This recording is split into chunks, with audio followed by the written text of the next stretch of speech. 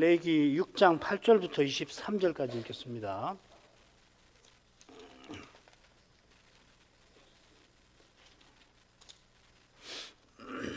여호와께서 모세에게 일러 가라사대 아론과 그 자손에게 명하여 이르라. 번제의 규례는 이러하니라.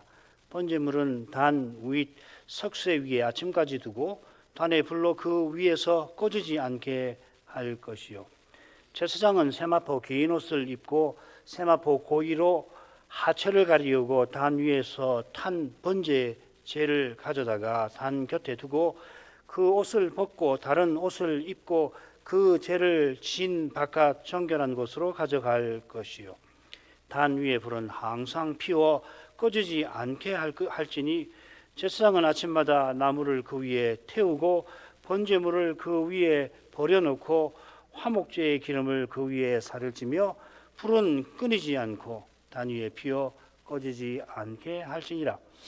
소제의 규례는 이러하니라. 아론의 자손은 그것을 단 앞 여호와 앞에 드리되 그 소제의 고운 기름 가루 한 움큼과 소제물 위에 유향을 다 취하여 기념물로 단 위에 불살라 여호와 앞에 향기로운 냄새가 되게 하고 그 나머지는 아론과 그 자손이 먹되 누룩을 넣지 말고 거룩한 곳 회막 툴에서 먹을지니라.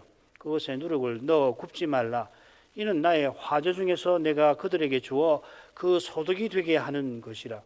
속죄제와 속건제 같이 지극히 거룩한즉 무릇 아론 자손의 남자는 이를 먹을지니 이는 여호와의 화제 중에서 그들의 대대로 영원한 소득이 됨이라. 이를 만지는 자마다 거룩하리라. 여호와께서 모세에게 일러 가라사대 아론과 그 자손이 기름 부음을 받는 날에 여호와께 드릴 예물은 이러하니라. 고운 가루 에바 10분 1을 항상 드리는 소제물로 삼아 그 절반은 아침에 절반은 저녁에 드리되 그것을 기름으로 반죽하여 번철에 굽고 기름에 적시하다가 썰어서 소제로 여호와께 드려 향기로운 냄새가 되게 하라. 이 소제는 아론의 자손 중 기름 부음을 받고 그를 이어 제사장 된 자가 드릴 것이요 영원한 규례로 여호와께 온전히 불사를 것이니 무릇 제사장의 소제물은 온전히 불사르고 먹지 말지니라. 우리말 성경은 다른 현대역과 마찬가지로 거의 그런데 제사장을 위한 번제 규례가 레위기 6장 8절부터 시작이 되죠. 히브리 성경은 여기서부터 6장 1절이 시작됩니다. 이건 그렇게 중요한 주제는 아닙니다만은 히브리 성경 창절 구분이 좀 더 낫다 여겨집니다. 아무튼 여기서부터 제사장을 위한 제사 규례가 나옵니다. 제사장을 위한 제사 규례는 여호와께서 모세에게 일러 가라사대 이렇게 시작되는데 이 6장 8절부터 7장 마지막까지의 5번이 나옵니다. 이 표현이 백성을 위한 제사 규례에서는 3번 나왔죠. 절수로 보자면은 제사장을 위한 규례는 약 60절, 제가 정한지 모르겠는데 한 60절 정도 되는 거 되고요.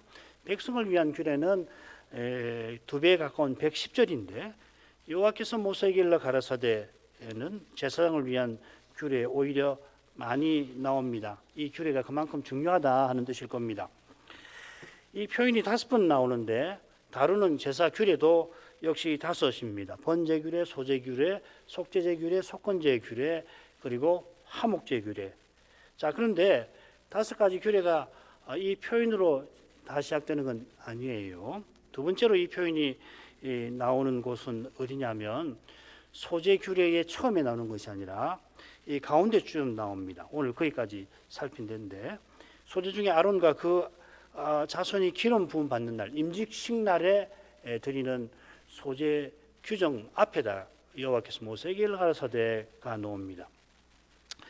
그리고 아울러 넷째와 5째로 여호와께서 모세에게 일러 가라사대 이 표현은 화목제 규례의 처음에 넷째가 나오는 게 아니라 넷째와 5째 모두 이 화목제 규례 가운데 나옵니다. 게다가 5번째 이 표현도 그들에게 기름 부은 날에 행할 일을 다룹니다. 이게 기름 부은 날 드리는 제사가 위임제인데 이 위임제가 바로 8장에 이어져 나올 겁니다.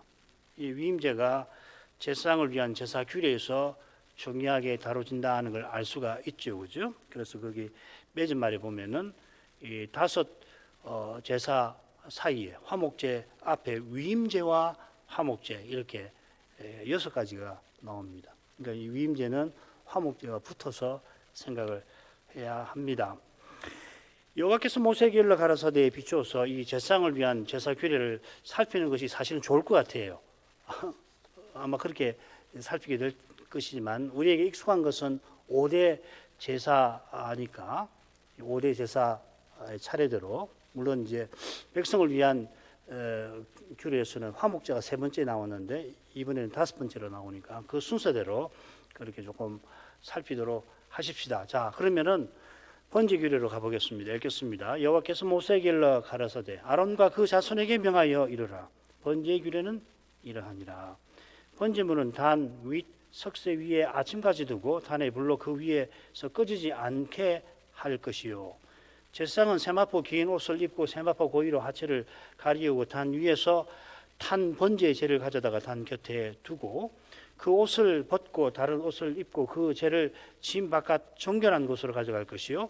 단 위에 불은 항상 피어 꺼지지 않게 할지니 제사장은 아침마다 나무를 그 위에 태우고 번제물을 그 위에 버려놓고 화목제의 기름을 그 위에 살을 찌며 불은 끊이지 않고 단 위에 피어 꺼지지 않게 할지니라.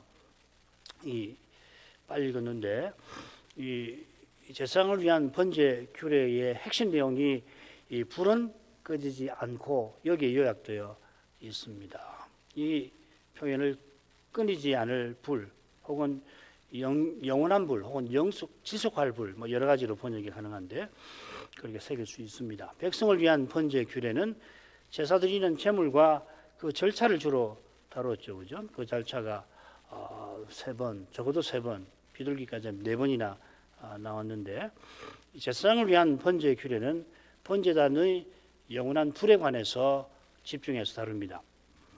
이 불은 아론 대제사장이 처음 제사 드리는 날에 등장할 겁니다. 레위기 9장 끝에 나오죠. 물론 그날 아론의 두 아들이 다른 불을 담아 분향하려다가 이 불에 삼킨 바 되는 불행한 사건이 나오죠, 그죠? 요컨대 이 사건들을 염두에 두고서 이 제사장을 위한 번제 규례의 내용도 살펴야 할 겁니다.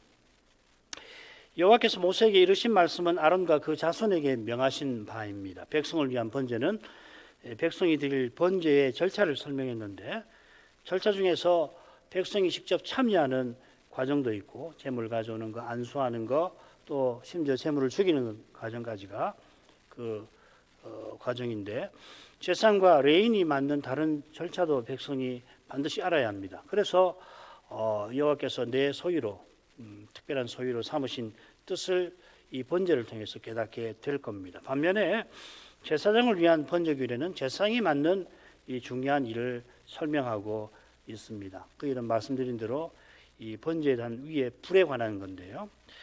이 도입부는 8절부터 9절 상반절까지 아론에게 명하여 이르라 하는 것이고요.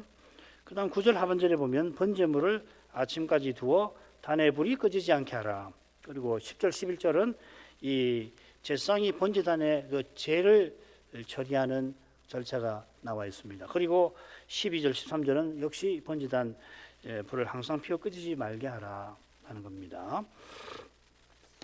자, 그러면은 9절로 가보십시다. 9절 하반절.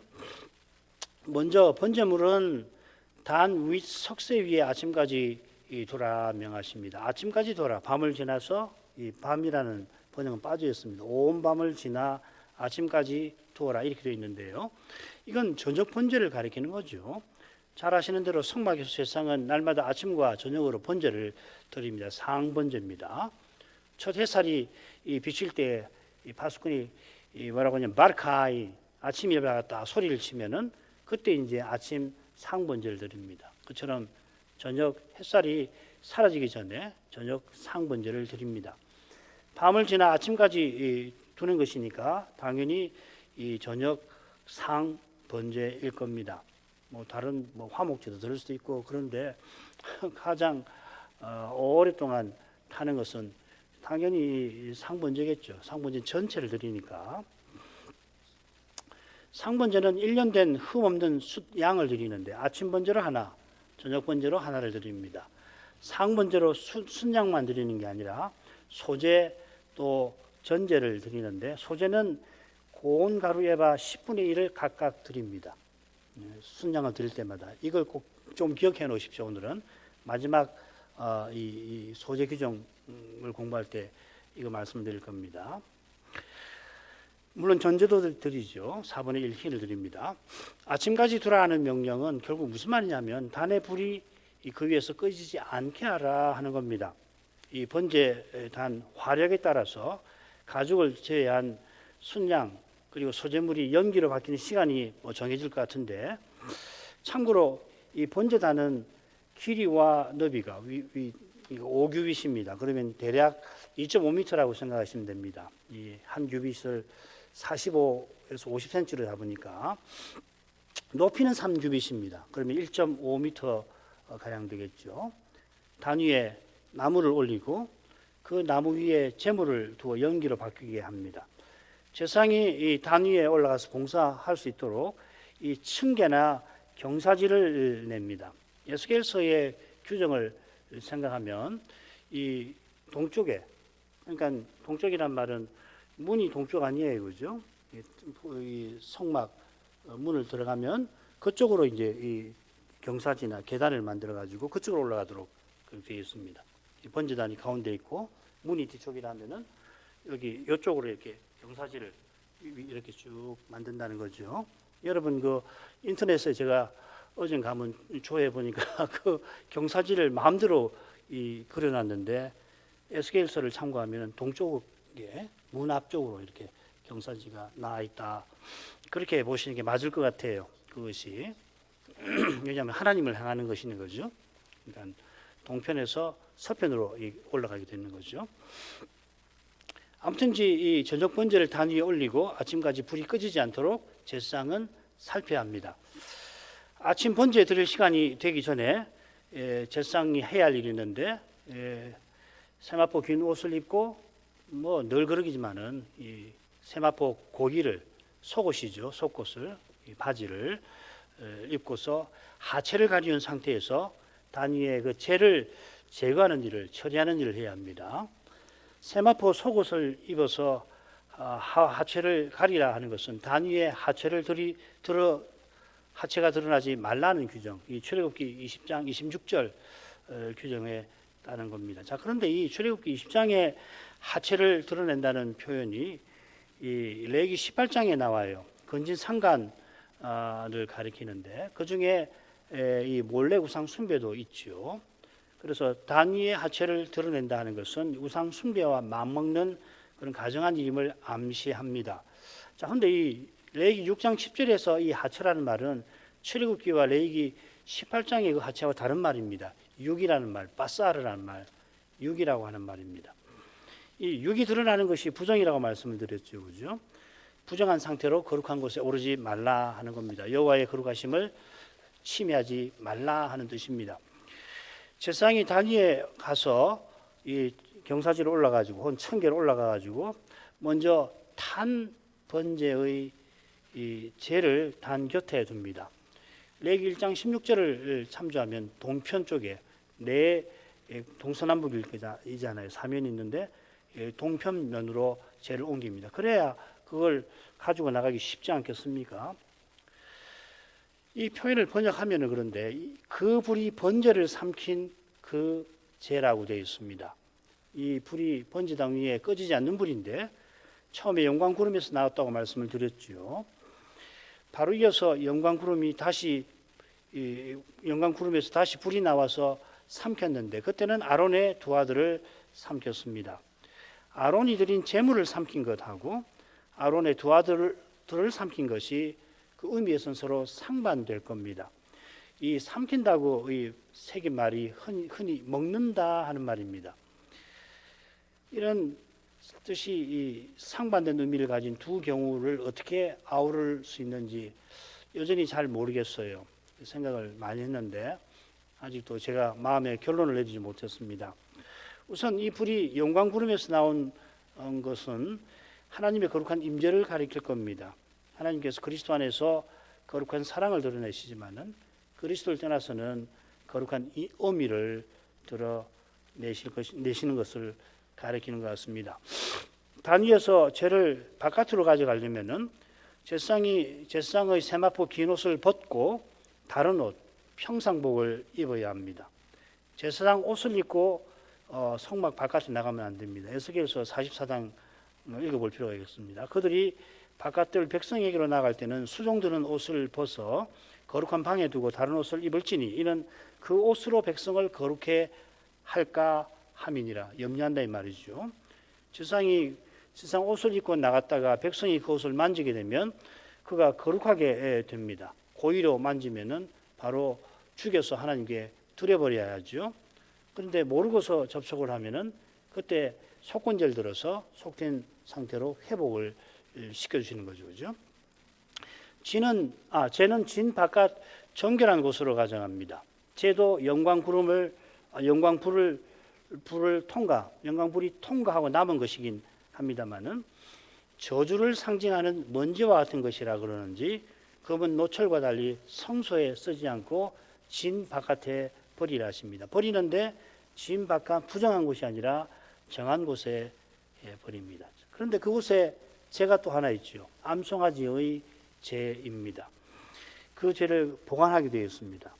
이 죄는 시신 접촉을 해서 부정하게 된 사람을 정결하게 하는 물을 만드는데 쓰는 것이죠. 민수기 19장에 나옵니다. 이 배경 아시죠? 그죠? 바로 앞에 이게 18장, 19장에 법령이 나오는데 16, 17장에 고라 사건이 나오잖아요. 고라 사건인데 매우 많은 백성이 죽어서 시신이 되지 않습니까? 수만 명이 시신이 되는 그 사건하고 연결해서 이 특별한 규정을 만들어 주신 거거든요. 암송아지 죄를 두어서 부적불 그 시신을 처리해야 되니까 수많은 사람이 부정하게 되는데 그들을 위해서 암송아지 죄를 사용해서 정결케 하도록 하신 겁니다. 자, 이 죄가 히브리서에 나옵니다.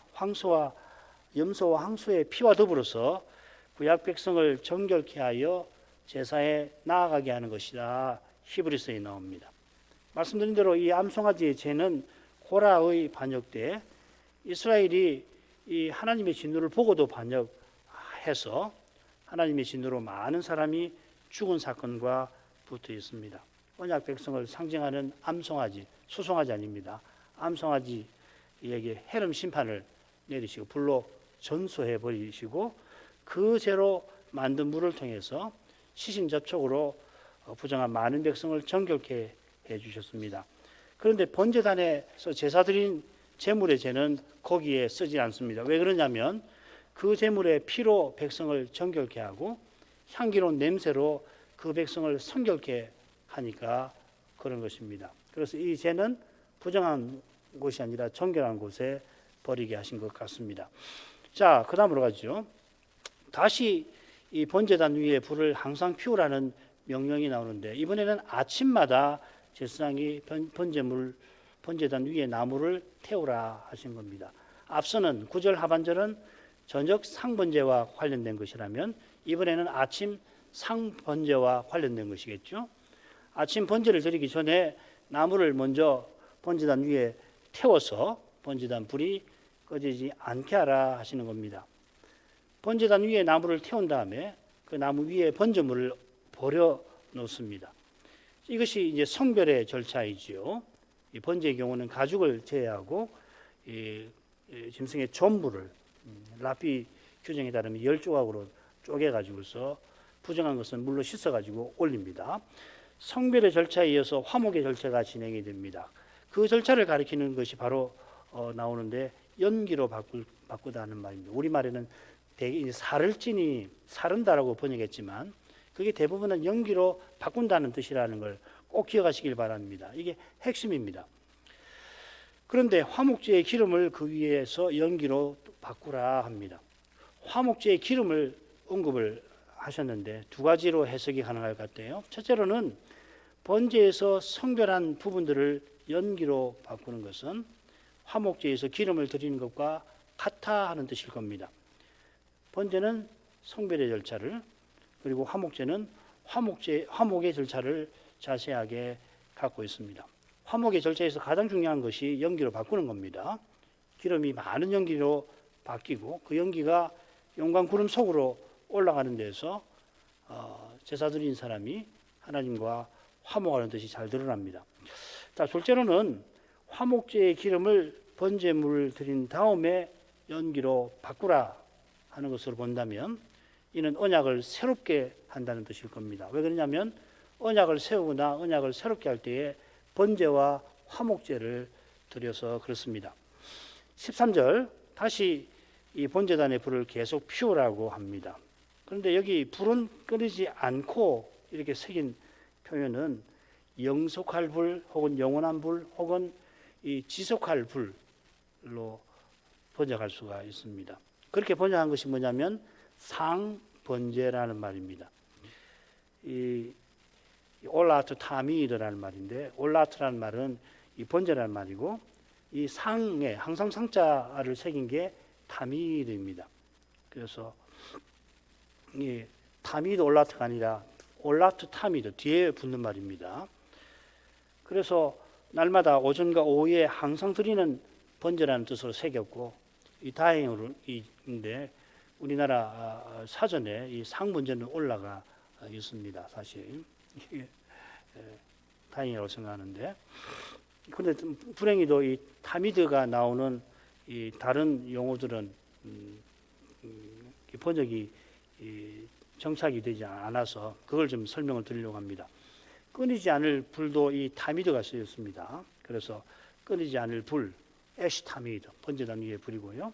상번제, 또 항상 드리는 소제, 민하 타미드라는 말입니다. 항상 드리는 소제라고 번역이 좀 몇 가지가 있습니다. 그 다음에 또 이제 항상 드리는 것이 있는데 성소의 그 새 기구와 관련해서 진설병을 항상 드려야 되죠. 그래서 항상 진설하는 떡, 렉햄 타미드라고 하고요. 그 다음에 등기도 끊이면 안 되잖아요. 기름을 계속 공급해야 되는데 역시 거기도 타미드라고 했습니다. 넬 타미드, 넬은 등대라는 말이고요. 타미드는 항상 상자에 해당되는 말입니다. 향도 그렇게 해야 됩니다. 케토렛 타미드. 그 외에도 두 가지가 더 있습니다. 대주상이 이마에 늘 차는 그 패, 여호와께 성결이라고 적혀 있는 그 패도 이 타미드라는 말이 쓰였고요. 그 다음에 에봇 위에 그 판결 흉패가 있는데 그 판결 흉패도 타미드라고 되어 있습니다. 특별히 이 판결 흉패는 어떻게 번역이 됐냐면 영원한 기념을 삼을 것이라 이렇게 번역을 해놨습니다. 이 타미드를 이렇게 번역해 놨어요. 영원한 기념이라는 이 표현에서 이 타미드의 의미를 짐작할 수 있습니다. 그 의미는 뭐 언약의 영원함을 말하는 거죠. 제사장이 여호와 앞에 들어갈 때 항상 판결 흉패를 가슴에 붙여야 합니다. 그러면 여호와께서 기념하시는 거, 기억하시는 거거든요. 이스라엘과 맺으신 언약을 기억하십니다. 그 언약이 영원한 언약이잖아요. 대제사장이 여호와 앞에 나아가 언약을 이루기 위하여서 여호와 앞에 뭘 여쭤볼 때 그 판결 흉패를 차고까지 여쭙잖아요. 그러면 여호와께서 그 뜻을 우림과 둠밈을 통해서 알려주십니다. 사무엘상 23장 9절에 보면 다윗이 그일라 있을 때 그렇게 했죠, 그죠? 그건 아마 아시니까 찾아보십시오. 그처럼 여호와께서 성소와 번제단에서 제사장이 늘 끊이지 않고 행하는 여러 가지 섬김, 번제나 소제, 또 진설병에 그 등대 불을 피우는 거, 진설병에 떡을 진설하는 거, 등대에 불을 피우는 거, 향단에서 이 분향하는 거, 이런 봉사를 통해서 언약 백성이 여호와께 가까이 오게 하십니다. 이스라엘이 여호와를 가까이 할 때 여호와께서 친히 그들을 가나안으로 궁극적으로는 저 하늘로 이끄시는 겁니다. 이게 언약의 영원함을 가리키는 거죠. 자, 이런 언약의 핵심 내용이 이 번제의 규례에 담겨 있습니다. 영광 구름에서 나온 그 불이 늘 피어 있는 단, 그 단을 그냥 단이라고 하지 않고 또 번제 단이라고 하는 거죠. 그 번제는 이스라엘을 자기 소유로 삼으신 것을 가리킵니다. 자, 그런 정도로 하고 그 다음으로 넘어가죠. 이 제상을 위한 소재 규례가 둘이 나오는데 크게 둘로 보십시다. 제상이 드리는 이 지속할 소재 혹은 영속할 소재의 규정이 14절부터 18절까지고요. 그 다음에 임직식날 드리는 지속할 소재의 규정이 나옵니다. 날마다 드리는 소재와 구별되는 임직식날 드리는 그러나 임직식 때마다 드려야 할 이 소재에 관한 규정 둘로 나누어져 있다 하는 겁니다. 그리고 이 임직식날을 드리는 이 소재 규정 앞에 여호와께서 모세에게 일러 가라사대가 나옵니다. 자, 그러면은 제사장이 이 날마다 드리는 그 소재, 지속할 소재 규정을 보십시다. 드리는 절차가 먼저 나오고요. 그 다음에 남은 부분을 먹는 절차가 나오는데 먼저 14, 15절로 가십시다. 드리는 절차부터 보십시다. 소재의 규례는 이러하니라. 아론의 자손은 그것을 다 납 여호와 앞에 들이되 그 소재의 고운 기름 가루 한 움큼과 소재물 위에 유향을 다 취하여 기념물로 단 위에 불살라 여호와 앞에 향기로운 냄새가 되게 하고, 이 소재는 상번제와 함께 드리는 소재입니다. 아론의 자손은 그것을 드리되 하신 데에서 이게 그 소재임을 알 수 있습니다. 백성이 드리는 소재는 누구든지 네핏이라고 그랬죠, 그죠? 누구든지 소재 예물을 드리려거든 이렇게 되어 있습니다. 여기서는 아론의 자손이 드리는 거다. 상번제와 함께 드리는 소재다 하는 겁니다. 단합 여호와 앞에 드린다 하는 것은 여호와 앞에 가까이 가지고 온다 이 말이죠. 이어 제사장은 고운 기름 가루 한 움큼과 유향 전부를 취합니다. 이 고운 기름 가루란 말은 기름 섞은 가루, 뭐 물이든지 불로 요리하지 않고 섞어 놓은 거라는 거죠. 이것도 좀 기억하십시오. 조금 후에 설명을 좀 드릴 일이 있습니다. 이건 여호와께 성별한 부분이죠. 한 움큼하고 유향. 이 성별한 부분을 기념물로 연기로 바꿉니다. 기념물은 여호와께서 언약을 기억하게 하시는 것이다 이 말이죠. 이것은 항상 드리는 소재라는 표현과도 붙어 있습니다. 항상 드리는 소재 혹은 지속할 소재에 상번제처럼 언약의 영원함이 표현되어 있는 겁니다. 상번제가 존재 전부를 드리는 거라면 이 항상 드리는 소재, 지속할 소재는 삶 전부를 드리는 겁니다. 그리스도께서 이 번제와 소재의 이런 뜻을 이루셨죠. 히브리서 10장 또 요한복음 4장 34절이 그렇습니다. 그래서 그분 안에서 우리도 우리 몸을 거룩한 산 제물로 드리라 하셨습니다. 하나님이 이 제물을 우리를 기쁘게 받아주십니다. 그리스도를 늘 가까이 하듯이 그리스도 안에서 우리를 가까이 하시는 겁니다. 이것이 향기로운 냄새에 담겨있는 뜻이죠. 그리스도께서 십자가에서 향기로운 냄새가 되셨는데 그분 안에서 하나님 우리를 이렇게 기뻐하시는 겁니다. 그 다음에 남은 부분을 먹는 절차가 나오는데요. 그 나머지는 아론과 그 자손이 먹되 누룩을 넣지 말고 거룩한 곳 회막들에서 먹을지나 그지니라. 그것에 누룩을 넣어 굽지 말라. 이는 나의 화제 중에서 내가 그들에게 주어 그 소득이 되게 하는 것이라. 소제와 속죄제와 속건제 같이 지극히 거룩한즉 이 무릇 아론의 자손의 남자가 이를 먹을지니 이는 여호와의 화제 중에서 그들의 대대로 영원한 소득이 됨이라. 이를 만지는 자마다 거룩하리라. 제가 이어 나오는 줄거리를 고려해서 꺼내서 읽었습니다. 이 5 부분으로 나누어집니다. 첫 번째는 이 누룩을 넣지 말고 거룩한 곳에서 먹어라 하는 거고요. 두 번째는 이 소득이 된다. 대대로 소득이 되는 것이다. 세 번째는 지극히 거룩한 것이다. 그 다음에 네 번째도 역시 소득이 되는 거다. 5번째도 거룩함 이렇게 되죠, 그죠? 첫 번째, 세 번째, 5번째가 이 거룩한 것이다. 혹은 지극히 거룩한 것이다 하는 거고요. 그 다음에 두 번째, 네 번째는 이것이 그들에게 소득 분깃이 된다 하는 겁니다. 한 움큼을 제한 고운 가루, 기름 가루는 아론과 그 자손이 먹습니다. 백성을 위한 소재 규정에 보면은 그 소재에 남은 것을 아론과 그 자손에게 돌리라 하는 규정이 역시 나오죠. 아론과 그 자손은 소재의 나머지를 누룩을 넣지 말고 거룩한 곳 회막들에서 먹어야 합니다. 소재 드릴 때에 꿀과 특별히 누룩을 넣지 말라 하는 규정이 있는데 그걸 제사장이 먹을 때도 그 규정을 지켜야 한다는 겁니다. 소재 드릴 때에 누룩을 넣지 말라 하신 뜻을 우리가 살폈죠. 특별히 이집트에서 건져주셔서 언약 맺어주신 그 뜻을 깨닫게 하신 거죠. 여호와께서 이스라엘을 특별한 소유로 삼아주셨다 하는 그 사실입니다.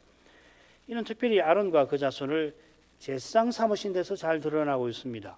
제사장은 이스라엘의 장자들을 대신해서 직분에 임명받았는데 아론은 장자들의 장자입니다. 아론과 제사장이 특별한 소유로 삼으시는 일을 이루는데 부름을 받았고 그 뜻을 이루는 장소가 바로 회막인 겁니다. 그래서 회막들에서 소재에 남은 것을 속죄제나 속건제에서 기름을 제한 고기들, 모든 고기를 다 주시잖아요. 그 고기와 함께 제사장과 그 자손이 먹게 하셨습니다. 회막들에서 먹는 것은 지극히 거룩합니다. 이건 뭐냐면 뭐와 관계되냐면 화목제 음식을 진에서 먹는 것하고 관련됩니다.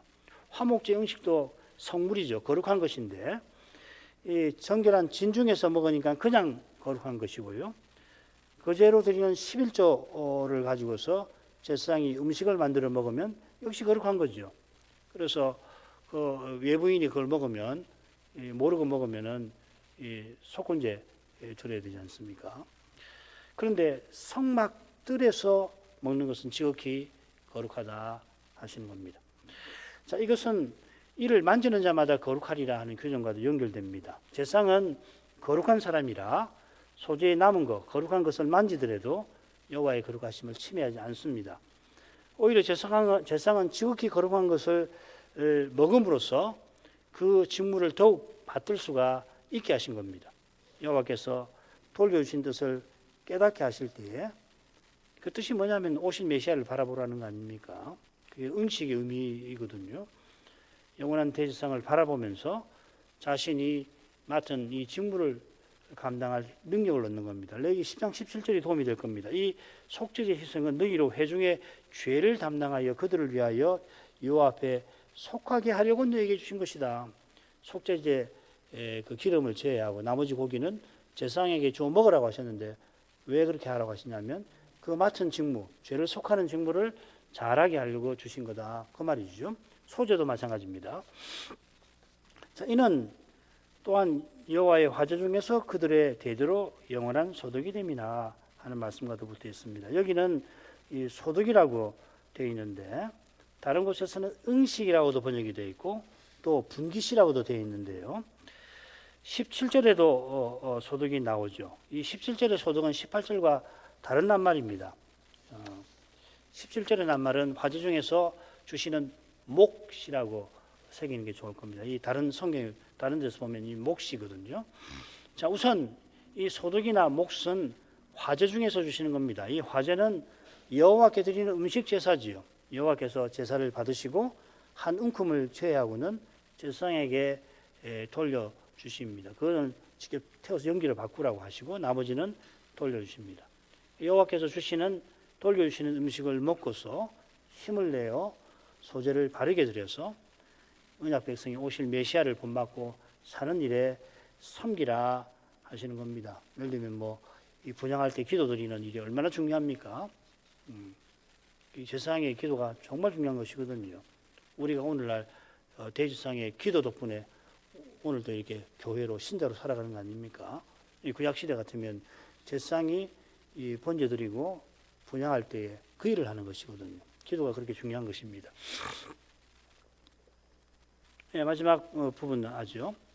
19절부터 23절 여호와께서 모세에게 일러 가라사대 아론과 그 자손이 기름 부음을 받는 날에 여호와께 이 드릴 예물은 이러하니라. 고운 가루에 바 10분 1을 항상 드리는 소제물로 삼아 그 절반은 아침에 그 절반은 저녁에 드리되 그것을 기름으로 반죽하여 번철에 굽고 기름에 적셔다가 썰어서 소제로 여호와께 드릴 향기로운 냄새가 되게 하라. 이 소제는 아론의 자손 중 기름 부음을 받고 그를 이어 제사장 된 자가 드릴 것이요 영원한 규례로 여호와께 온전히 불사를 것이니 먹는 거 하나 돌려주시는 거 하나도 없는 겁니다. 무릇 제사장의 소제물은 온전히 사르고 먹지 말지니라. 자, 이 부분은 여호와께서 모세에게 이르시는 중요한 규정입니다. 이 특별한 일과 관련되어서 그렇습니다. 그 일이 뭐냐면 이 아론과 그 자손이 기름 부음 받는 거, 임직되는 그 일입니다. 제사장을 위한 제사 규례가 7장까지죠. 그리고 이 임직식 이 8장에 그 절차가 나옵니다.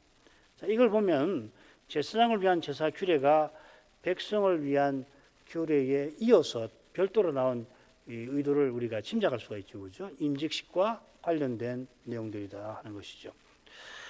자, 임직식 때 드리는 제사가 네 가지입니다. 그날에 여호와께 드릴 예물은 이러하니라 해서 이것만 드리는 게 아니라 이건 임직식과 결론부터 말씀드리죠. 지금 이 규정은 임직식에서 드리는 제사와 구별되는 겁니다. 마치 이 상번제에 이어서 드리는 소제물과 같이 드리는 소제. 그래서 여기 보면은 항상 드리는 소제물이라고 그랬죠, 그죠? 이 항상 드리는 소제가 뭐냐면 날마다 상번제 드릴 때 함께 드리는 소제라는 말인데 그 소제와 구별되는 소제입니다. 그러니까 임직식 때 드리는 네 가지 제사, 번제, 그 다음에 소제, 속제제, 화목제. 특별히 이 임직식 때 드리는 소제는 화목식과 붙어 있어요. 그래서 요제 기억나시죠? 요제로 먼저 드린 다음에 불사르게 되어 있거든요. 요제의 뒷다리와 함께 드려서 드리는 거죠. 그러니까 그것과는 다른 내용입니다. 그리고 임직식은 7일 동안 진행되는데 이 네 제사를 매일 한 번 드립니다. 그리고 이 네 가지 제사 중에 번제는 먹을 수 없고요. 이 화목제, 속제제도 먹을 수 없어요. 그거는 제사장을 위한 속제제니까 임직식 때 드린 속제제도 먹을 수 없습니다. 그런데 화목제의 고기하고 화목제 요제로 드린 소제물은 제사장이 먹도록 하셨거든요. 7일 동안 이 임직식을 하는데 그날 그 7일 동안은 성막 밖에 못 나갑니다. 성막 안에서 먹고 자고 해야 되거든요. 그 음식으로 주신 거거든요. 반면에 지금 살피는 소제는 모두 하나님께 연기로 바꿔드리고 하루 아침 저녁에 두 번 드리는 거죠. 그래서 항상 드리는 소제물로 삼아드리라 했습니다. 그런데 말씀드린 대로 이 소제물은 상번제에 이어서 함께 드리는 소제와는 또 다릅니다. 상번제와 함께 드리는 이 소제, 지속할 소제라고 부릅시다. 그건 순양 하나에 에바 10분의 1, 고운 가루 10분의 1을 드린다고 되어 있잖아요. 그죠? 이것은 10분의 1을 반씩 나눠 가지고 아침에 한 번, 그다음 저녁에 한 번. 이 분량도 다릅니다. 그리고 상번제와 함께 드리는 지속할 소제는 나머지를 제사장이 먹도록 하셨는데 이것은 먹어서 안 되는 거죠. 다 드리는 겁니다. 이걸 굳이 말하면 대제사장을 위한 지속할 소제라 제목을 붙일 수가 있습니다. 이 소제는 대제사장이 되는 그날에 드리는 특별한 소제입니다. 임직식 때 드리는 소제하고도 구별이 되는 겁니다. 자, 그 다음에 이 내용이 사실 더 중요한데 사실은 아론이 대제사장으로 임직되는 그날에 이 대제사장의 소제는 누가 드리냐면 모세가 드립니다. 그래서 21절에 우리말에는 주어가 잘 밝혀져 있지 않지만은 21절에 누구 보고 드리라고 하냐면 모세입니다. 영어 성경 보시면 you라고 되어 있을 겁니다. 모세 네가 드리라고 되어 있습니다. 그래서 번제의 규례와 달리 모세가 아론과 그 제사장에게 명하라 이런 내용이 안 나오죠, 그렇죠? 물론 임직식 제사도 이 모세가 드리는 거죠, 그렇죠? 모세가 번제나 속죄제나 화목제 고기 그 짐승을 죽이고 피를 처리하고 그 다음에 성별해서 단 위에 올리는 거 다 모세가 합니다. 대제사장을 위한 이 지속할 소제는 상번제와 함께 드리는 소제와 달리 전부를 연기로 바꾸어 드립니다. 이 특별한 규정은 대제사장이 누구보다 오실 메시아를 본받아서 존재와 삶 전체를 여호와께 드리고 살아야 한다는 것을 교훈하는 것 같습니다. 한 가지 빠뜨렸는데 모세도 아론이 죽은 다음에는 어떻게 하느냐? 대제사장이 이 소제를 드린다 이렇게 되어 있는데요. 두 가지를 생각할 수 있습니다. 만일에 선임 대제사장이 죽지 않았으면은 그 선임 대제사장이 이 후임 대제사장을 위해서 들었을 것 같고, 선임 대제사장이 죽은 후라면은 대제사장이 혼자잖아요. 신임 대제사장만 살아 있으니까 그 대제사장이 이 특별한 지속할 소재를 들었을 것 같습니다. 이만큼 하십시다. 굉장히 복잡한 내용인데 기도할 제목 읽겠습니다. 제사장을 위한 번제 규례와 소제 규례는 오실 메시아의 십자가와 순종의 삶을 가리킵니다. 번제나 소제는 영원한 규례라 했는데 이는 여호와께서 언약을 영원히 이루실 것을 가리킵니다. 옛 언약은 모세와 이스라엘과 아론 제사장의 연약함 때문에 변경되어야 합니다만은 멜기세덱 반차를 조천 대제사장은 영원한 아들이시지만 고난으로 말미암아 순종함을 배워서 온전하게 되셨습니다. 이는 자기를 순종하는 우리 모두에게 영원한 구원의 근원이 되신 것이다. 히브리서는 교훈합니다. 그리스도께서 주님을 바라는 우리를 위하여 지금 간구하고 계시므로 아버지께서 그 기도를 받아서 우리를 영원한 구원에 이르게 하십니다. 간구하시는 그리스도께서 우리 구원의 주로서 그 일을 이루고 계시는 겁니다. 그리스도의 십자가와 순종의 삶은 그리스도께서 우리 구원의 주로서 틀림없이 우리를 아버지의 영광에 들어가게 하실 것을 넉넉히 보여줍니다. 이게 우리가 이 복음서와 서신을 공부하는 날마다 거기서 매주일마다 강설한 이유이기도 합니다. 이런 복음이 전해지고 받아지는 거기서 그리스도를 본받는 삶과 그리스도를 드러내는 세계가 드러날 것입니다. 이런 은혜를 오늘도 우리가 구하도록 하겠습니다. 신학교와 신학생을 위해서 기도하겠습니다. 기도하겠습니다. 거룩하신 아버지, 오늘은 저희가 제사장을 위한 상번제와 또 지속할 소재에 관한 규례를 살폈습니다. 오늘날 교회는 이런 제사를 드리지 않고 또 그럴 필요도 없는데 그리스도께서 항상 드리는 번제와 소제의 규례를 십자가와 순종의 삶으로 다 이루신 덕분입니다. 매일 제사장이 아침과 저녁으로 번제와 소제를 드려야 했던 것은 이스라엘이 이 제사들을 통하여 여호와를 가까이 하게 하려 하심이었습니다. 제사장이 백성을 대표하여 제사를 드리게 하셨는데 이는 오실 메시아를 보내실 그 사실을 가리켰습니다. 제사장이 백성 중에서 세움받았지만 그들 스스로는 백성과 다름없이 스스로 하나님 앞에 나올 수 없는 죄인이었습니다. 아론의 집에 태어났다고 해서 그것이 그들을 거룩하게 만들어주지 못합니다. 하나님이 아론과 그 자손들을 자기 종으로 구별하여 세우신 것입니다. 이는 그들이 하나님께서 보내실 메시아를 가리키는 예표와 그림자가 되게 하려 하신 것입니다. 그들이 하나님을 향하는 길에 봉사함으로써 하나님을 향하는 그 길을 하나님께서 친히 내신다는 것을 백성들로 일깨우게 하신 것입니다. 특별히 그 자신이 죄인이라 자신을 위하여 속죄제를 드려야 했습니다. 그처럼 아론이 기름 부음 받던 날에 4가지 제사를 드리게 하셨는데 이 제사를 아론이 한 것이 아니라 모세가 담당하게 하셨습니다. 제사장이 속죄제를 드릴 때에 드리는 백성이 제물을 끌고 가까이 가지고 와서 제물에 안수하도록 하신 것처럼 아론의 임직에도 아론이 제물을 가까이 가져와서 제물에 안수하도록 하시고 이어지는 순서는 모세가 제사장으로서 맡게 하셨습니다. 이런 아론도 백성과 마찬가지로 오실 메시아를 통해서만 하나님을 가까이 하고 섬길 수 있는 그 진리를 잘 드러낸 줄 압니다. 모세가 하나님을 대면하여 말할 만큼 여느 선지자나 다른 구약 중부 선지자들과 구별되는 그런 특별한 중보 직분자였습니다. 하나님께서도 미리암의 반역 사건 때에 선지자들에게는 이상과 꿈으로 계시한다 하시고는 내 종 모세와는 그렇지 않다 하시고 그는 나의 온 집에서 충성됨이라 하셨습니다. 히브리서는 그리스도께서 이 모세처럼 하나님의 온 집에 충성하는 분임을 교훈합니다. 그 아울러서 모세는 집 안에서 봉사하는 종이지만 그리스도는 집 위에 계시는, 그래서 그 집을 다스리시는 아들이시고 더욱이 모세는 지음받은 집과 같으면 그 집을 지은 하나님이 바로 그리스도이시라 교훈합니다. 모세가 그렇게 온유하고 신실하였지만 가나안에 들어가기 직전에 여호와의 거룩하심을 침해하고 말았습니다.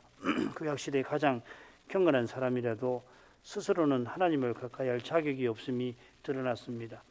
모세가 아론의 임직식 제사를 드릴 때에 그 역시도 오실 메시아를 간절히 바라보았을 것입니다. 그리스도를 바라본 거기서 모세의 온유함과 순종도 나왔습니다. 저희가 이날의 상번제와 늘 드리는 소제에 관하여 규례들을 살피면서 늘 드리게 하신 여호와께서 언약을 영원히 이루실 것을 바라보게 됩니다. 교회가 죄 많은 인생으로 이루어져 있지만 교회의 머리께서는 죄가 없으신 분일 뿐만 아니라 죄를 없이 하시는 분이시므로 약속대로 친히 주님의 교회를 이제도 세워나가심을 믿습니다. 그리스도를 통하여 눈앞의 현실을 바라볼 수 있게 해주옵소서. 그리하여 우리 시대의 이 두려운 현실 앞에서도 담대하게 주님의 인도를 받아서 주께서 보이신 목표를 향하여 나아갈 수 있기를 원합니다. 우리 주님께서는 더욱이 우리의 연약함을 체휼해 주십니다. 이 사랑을 의지하여 이날에도 저희가 보이신 그 목표를 향하여 저희 걸음을 옮길 수 있게 하옵소서. 사람으로서는 그를 힘이 전혀 나지 아니한 현실이 있더라도 성신을 의지하여 그런 힘을 구하게 하시고 주신 힘으로 걸음을 내딛게 해 주옵소서. 한 걸음을 혹은 두 걸음을 혹은 10걸음을 내딛었다고 해서 눈앞의 현실이 갑자기 달라지지는 않고 달라 보이지도 않습니다. 그러나 진정으로 달라진 것이 무엇인지를 볼 수 있게 해 주옵소서. 무엇이 우리의 삶과 인류의 역사를 진정으로 다르게 만드는지를 깨닫게 하옵소서. 부활하신 그리스도 안에서 참으로 달라진 저 참된 현실, 영원히 이어지는 그 복된 사실을 볼 수 있게 해 주시옵소서. 예수님의 이름으로 기도합니다. 아멘.